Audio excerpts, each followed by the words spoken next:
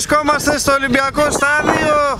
Ετοιμαζόμαστε για να μεταδώσουμε το μεγάλο τελικό των 2.000 μέτρων.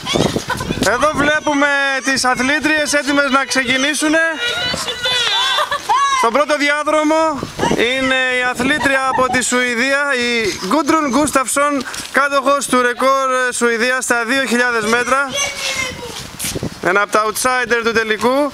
Εδώ στο διάδρομο 2 είναι η Αουρέλια Ραπακουλέσκου, μια αθλήτρια με μεγάλη ιστορία στο στίβο και μια από τις μεγαλύτερες αθλήτριες που έχει βγάλει ο αθλητισμός της Ρουμανίας. Στον τρίτο διάδρομο είναι η Σίλβια Βερβελέ. Ναι, η Σίλβια Βερβελέ, η οποία έχει πετύχει την καλύτερη φέτος επίδοση στους πανευρωπαϊκούς αγώνες με 4 και 55. Στον τέταρτο διάδρομο είναι η Ρωσίδα, η σπουδαία Βαλεντίνα Ζούκοβα, κάτοχος του πανευρωπαϊκού ρεκόρ, θέτει σοβαρή υποψηφιότητα για το χρυσό φυσικά. Στον πέμπτο διάδρομο είναι το μεγάλο φαβορί, φυσικά η Αμερικανίδα Emma Wilson, χρυσή Ολυμπιονίκης του Σίδνεϊ.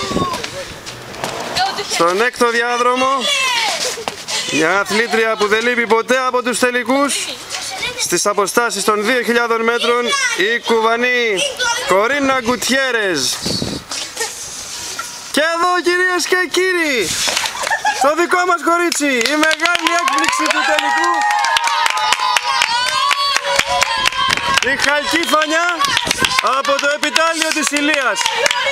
Κανείς δεν περίμενε να φτάσει ως εδώ και όμως τα κατάφερε. Μπράβο Χαλκή, όλη η Ελλάδα μαζί σου. Και στον 8ο διάδρομο η αθλήτρια από την Αγγλία, η Κέιτ Γουίμπλετον, μια πολύ καλή αθλήτρια, κάτοχος του ρεκόρ Αγγλίας στα 2.000 μέτρα. Όλα είναι έτοιμα να ξεκινήσει ο μεγάλος τελικός.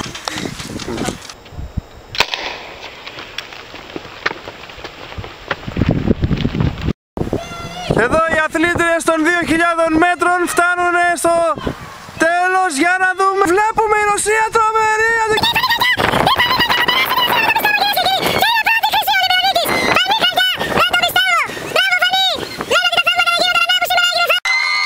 Χαλκή Φανιά, κυρίες και κύριοι. Ναι, η χρυσή Ολυμπιονίκης. Θαυμάσια, ξεκινάει το γύρο του θριάμβου. Χαλκή, συγχαρητήρια. Πού αφιερώνεις αυτή τη νίκη? Αυτή η νίκη είναι αφιερώνω στην οικογένειά μου, την μάμα του πατέρα μου, να πάνω απ' όλο και στον προπονητή μου, αλλά και σε όλη την Ελλάδα. Και πού οφείλεται η σημερινή σας νίκη? Αυτή η νίκη οφείλεται στο ελληνικό DNA και στα γονίδια των αρχαίων προγόνων μας που μας γέννησαν νικητές. Μπράβο Χαλκή, συγχαρητήρια!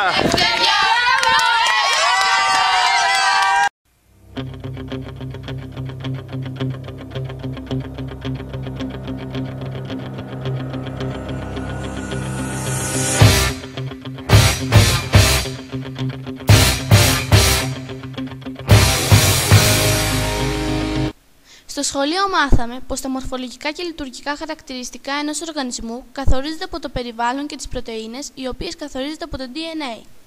Αυτό είναι αποδεκτό από όλη την επιστημονική κοινότητα. Τώρα όμως ας κάνουμε μια απλή παρατήρηση.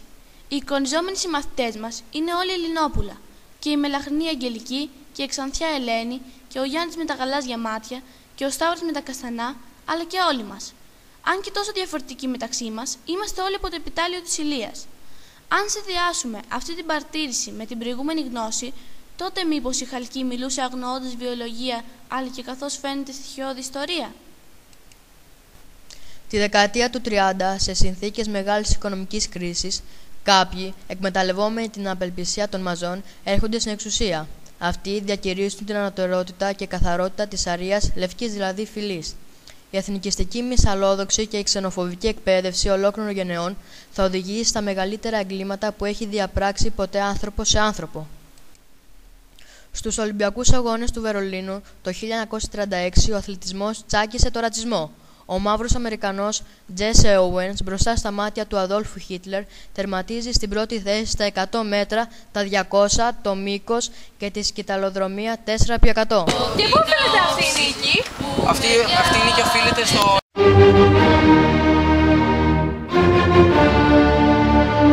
Είμαι αθλήτρια ενολώνη, που είναι επίσης γνωστή ως μετριβολόνη ή και με τη συντομογραφία μη3, είναι συνθετικό ανδρογόνο και ισχυρό στεροειδές αναβολικό. Δημιουργήθηκε το 1963 προκειμένου να επιτρέψει την ταχεία αύξηση μυϊκής μάζας σε εκτρεφόμενα βοηδή.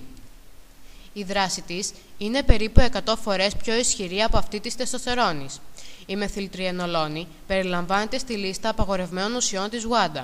Μπορεί να προκαλέσει γρήγορη αύξηση της μυϊκής μάζας, καύση του λίπους, καθώς και αυξημένη αντοχή. Έχει ημιζωή περίπου 2-3 ημερών και λόγω της μεγάλης της ισχύως χρησιμοποιείται σε εξαιρετικά μικρές ποσότητες, κάτι που κάνει τον εντοπισμό της δύσκολο. Η μεθυλτριενολόνη είναι τοξική ουσία που μπορεί να προκαλέσει πολλές βλάβες στον οργανισμό, όπως βλάβη ή καρκίνο στο ύπαρ, καρκίνο του προστάτη, διαταραχές της λίμπιντο, της διάθεσης και της συμπεριφοράς, καθώς και εμφάνιση χαρακτηριστικών του ανδρικού φύλου στις γυναίκες. Για το λόγο αυτό, δεν έχει περάσει από κλινικές δοκιμές σε ανθρώπους και δεν παράγεται ή διακινείται επίσημα από κάποια γνωστή εταιρεία, αλλά από παράνομα εργαστήρια. Το 2008, 15 Έλληνες αθλητές βρέθηκαν τοπαρισμένοι με τη συγκεκριμένη ουσία.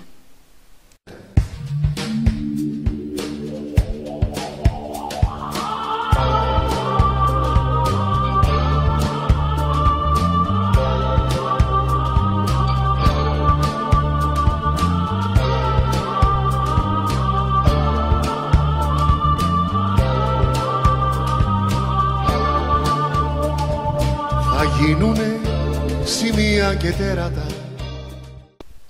Αθλητές αντοχής όπως δρομείς μεγάλων αποστάσεων και ποδηλάτες έχουν αυξημένες ανάγκες σε οξυγόνο. Το οξυγόνο μεταφέρεται με τα ερυθρά αιμοσφαίρια του αίματος στα κύτταρα. Προκειμένου να εμπλουτίσουν το αίμα τους με οξυγόνο, πολλοί αθλητές δεν δίσταζαν να κάνουν ακόμα και μεταγγίσεις αίματος. Έτσι έκανε και ο υπερπρωταθλητής του γύρου της Γαλλίας και της ντόπας, Lance Armstrong, μέχρι τη στιγμή που επιτεύχθηκε η εργαστηριακή παρασκευή της ερυθροποιητίνης. Η ερυθροποιητίνη είναι μια ορμόνη που δίνει εντολή στον οργανισμό να αυξάνει τον αριθμό των ερυθρών αιμοσφαιρίων και της αιμοσφαιρίνης στο αίμα, με αποτέλεσμα τον εμπλουτισμό του αίματος σε οξυγόνο. Αυτό έχει ως άμεση συνέπεια την αύξηση της αντοχής των αθλητών, ενώ απομακρύνει το αίσθημα της κούρασης. Η χρήση της είναι απαγορευμένη γιατί θέτει άμεσα τη ζωή των αθλητών σε κίνδυνο. Ντόπινγκ ερυθροποιητίνης μπορεί να επιφέρει στον αθλητή θρόμβωση, καρδιακή προσβολή, θάνατο.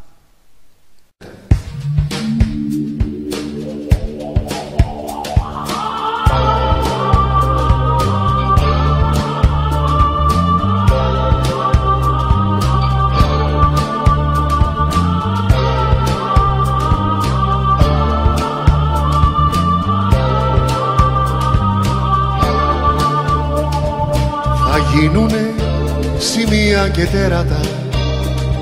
Τα σπίτια μας βγάλανε κέρατα. Στις ταράτσες, στις ταράτσες.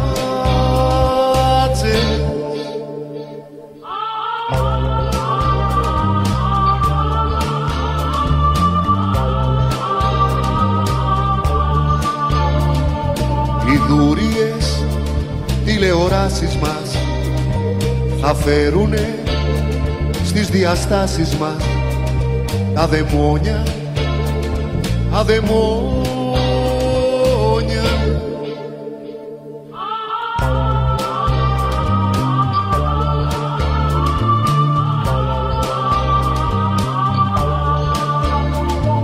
Απ' τις οθόνες ξημερώματα θα βγουνε κάτι εξαμβλώματα στα σαλόνια, στα σαλόνια.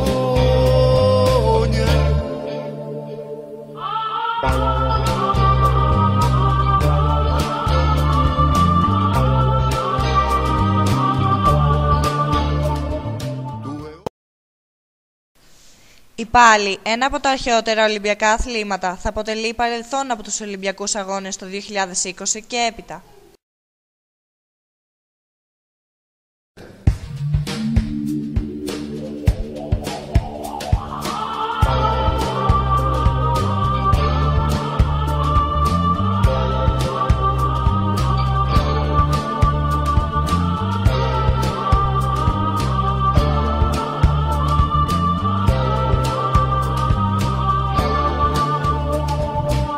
γίνουνε σημεία και τέρατα. Τα σπίτια μας βγάλανε κέρατα. Στις ταράτσες, στις ταράτσες